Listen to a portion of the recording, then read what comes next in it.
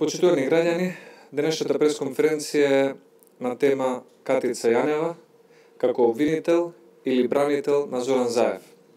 Јавноста знае дека Заев е виновен за обидот пуч и за организирање на злосторничко шпионско здружение заедно со Зоран Верушевски.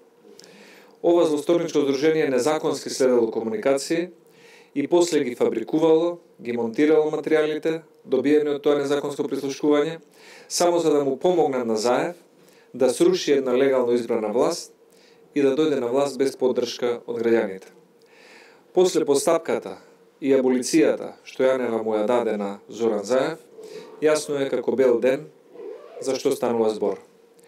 Зоран Заев и Верушевски се догуша во криминал, и тоа документиран криминал и докажан, и затоа беше неопходно Катица Јанева да ги аболицира и спасува од судска и кривична одговорност.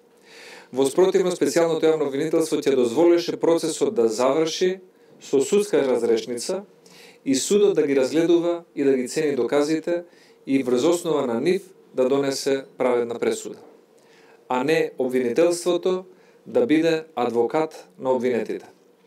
Затоа специјалното јавно обвинителство, ако некој до вчера се сомневаше, од денес треба да знае дека нема никаков професионален, ниту институционален легитимитет. СЈО остана да биде само политички инструмент и продолжена рака на аболицираниот криминалец Зоран Заев. СЈО цела година од превземањето на случајот пуч ја лажеше и манипулираше јавноста дека постапува по предметот и дека наводно работи независно и непристрасно.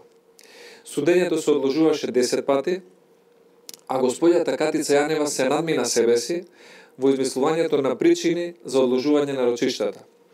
Еднаш беше образложението дека ги нема видено доказите, потоа го ослободи од притвор Верушевски, потоа најави дека има свадба на незината ќерка, потоа може би правеше ајвар или не знам што друго, но ништо не видовме од професионализмот кој што беше најавен во специјалното јавно обвинителство.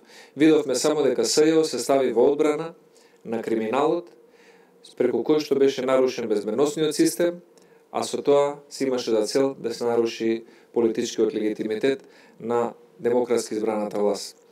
Катица Јанева игнорираше и судската пресуда и признанието на осудениот Звонко Костовски, вработен во УБК, која ја разоткри шпиунската шема на Верушевски и на Заев и кажа на кој начин биле нарачувани прислушкуваните материјали, на кој начин биле давани и потоа веројатно и монтирани и фабрикувани.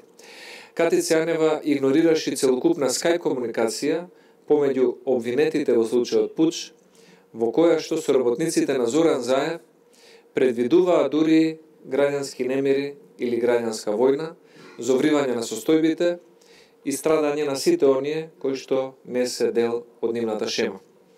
Со срамната одлука за аболиција на Катица Јанева кон Зоран Заев, ние видовме дека обвинителството, специјалното обвинителство, наместо да го гони криминалот, СЈО се појавува како заштитник на аболицирани криминалци. И веќе не постоја дилеми дека СЈО е целосно непрофесионално, партизирано и политизирано. Веќе не постоја дилеми дека СЈО не работи според законот, туку според потребите на СДСМ и председателот на СДСМ господин Зоран Заев. Првата и основна причина за формирањето и постоењето на СЈО беше да се расчисти криминалот на Заев и Верушевски, кои според признанието на вработениот во управата за безбедност и контразузнавање, кој што доби судска пресуда, ја злоупотребиле опремата за незаконско следење на комуникациите. Со ова одлука на Катица Јанева за аболиција на господинот Заев престанува и главната причина за постоењето на СЈО. Затоа сметаме дека јавноста треба да биде свесна дека СЈО веќе стана безпредметна институција.